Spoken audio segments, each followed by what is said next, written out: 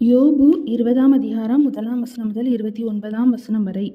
அப்பொழுது நாகமாத்தியனான சோப்பார் பிரதியுத்தரமாக, இதற்காக மறு உத்தரவு கொடுக்க என் சிந்தனைகள் என்னை ஏவுகிறபடியால் நான் தீவித்து சொல்கிறேன். நிந்தித்தேன் என்று நான் கடிந்து கொள்ளப்பட்டதை கேட்டேன். ஆனாலும் உணர்வினால் என் ஆவி பிரதியுத்தரம் சொல்ல என்னை ஏவுகிறது.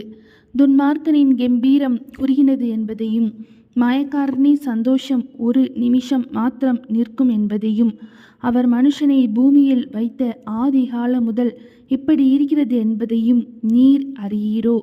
அவனுடைய மேன்மை வானபரியந்தம் உயர்ந்தாலும், அவனுடைய தலை மேகங்கள் மட்டும் எட்டினாலும், அவன் தன் மலத்தைப் போல என்றைக்கும் அழிந்து போவான்.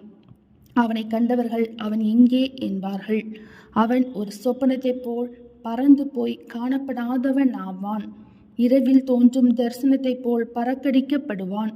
அவனை பார்த்த கண் இனி அவனை பார்ப்பதில்லை. அவன் இருந்த ஸ்தலம் இனி அவனை காண்பதில்லை.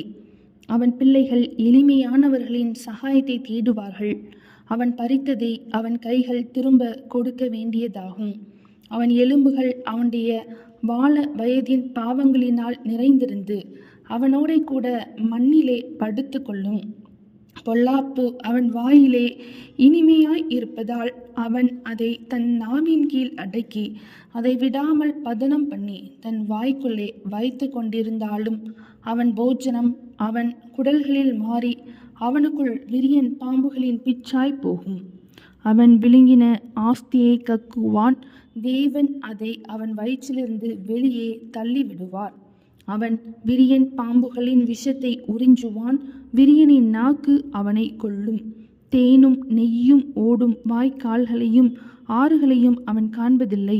தான் பிரயாசப்பட்டு தேடினதை அவன் விழுங்காமல் திரும்ப கொடுப்பான். அவன் திரும்ப கொடுக்கிறது அவன் ஆஸ்திக்கு சரியாயிருக்கும்.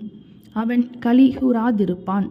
அவன் ஒடுக்கி ஏழைகளை கைவிட்டு தான் கட்டாத வீட்டை பறித்தபடியினாலும், தன் வயிறு திருப்தியற்றிருந்தபடியினாலும், அவன் இச்சித்த காரியங்களில் அவனுக்கு ஒன்றும் இருப்பதில்லை. அவன் போஜனத்தில் ஒன்றும் மீதியாவதில்லை. ஆகையால் அவன் ஆஸ்தி நிலை நிற்பதில்லை. அவன் வேண்டுமென்கிற பரிபூரணம் அவனுக்கு வந்த பின் அவனுக்கு வியாகுலம் உண்டாகும். சிறுமைப்படுகிற ஒவ்வொருவருடைய கையும் அவன் மேல் வரும்.